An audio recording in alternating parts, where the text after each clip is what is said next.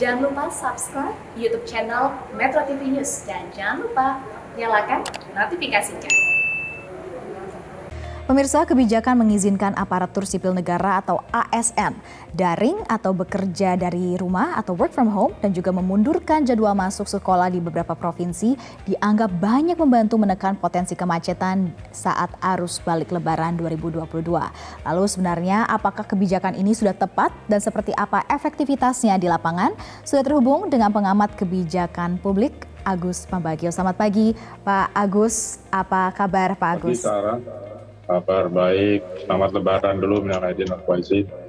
Minal aidin wal faizin, mohon maaf lahir batin Pak Agus, selamat Lebaran juga. Nah, berbicara masih dalam suasana Lebaran Pak Agus, ini dikatakan untuk mengurai kemacetan arus balik Lebaran. Ini diminta ASN untuk work from home atau bekerja dari rumah. Menurut Pak Agus sendiri, apakah ini tepat kebijakan yang diterapkan ini? Gini, ini kan kebijakan hanya untuk Lebaran, tapi saya berpendapat bahwa negara sudah masuk ke area privat cukup dalam.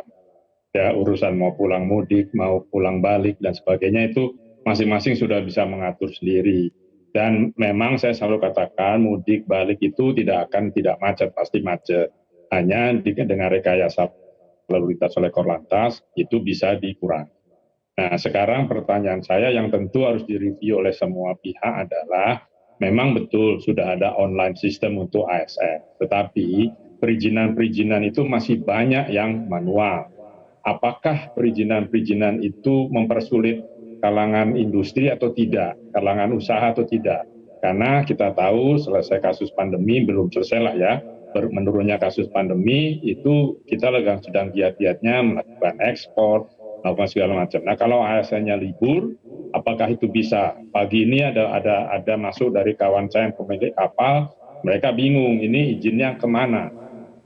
Mau pakai online-nya karena pakai OSS pun online masih ada yang manual.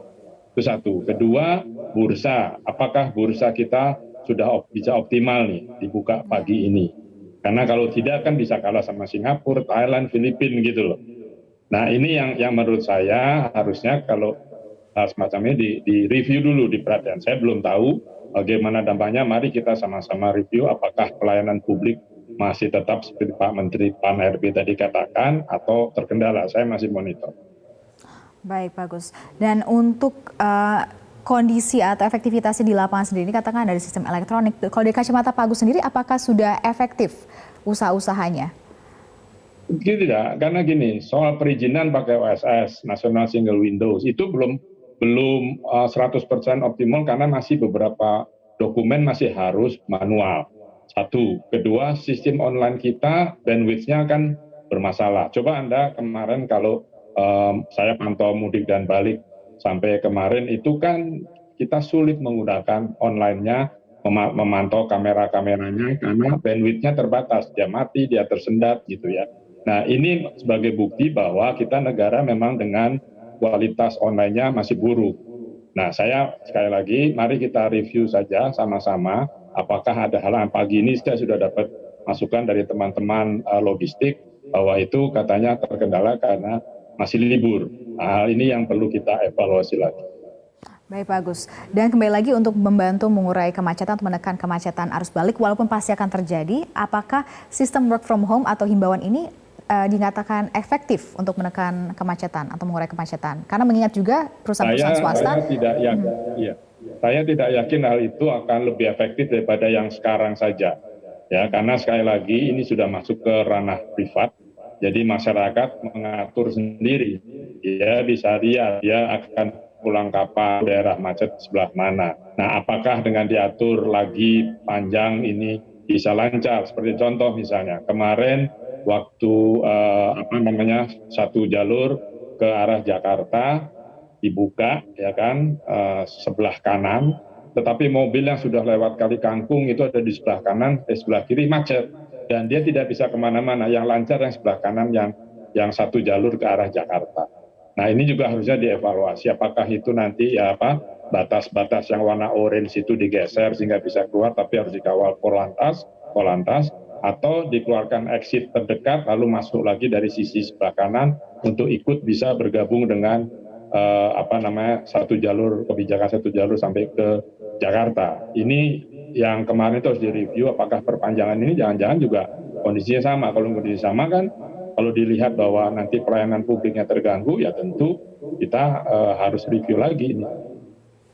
Oke, Pak Agus. Sebenarnya kalau dari pendapat Pak Agus sendiri seperti apa kebijakan yang tepat untuk membantu menekan kemacetan juga mengurai kemacetan, terutama saat arus mudik?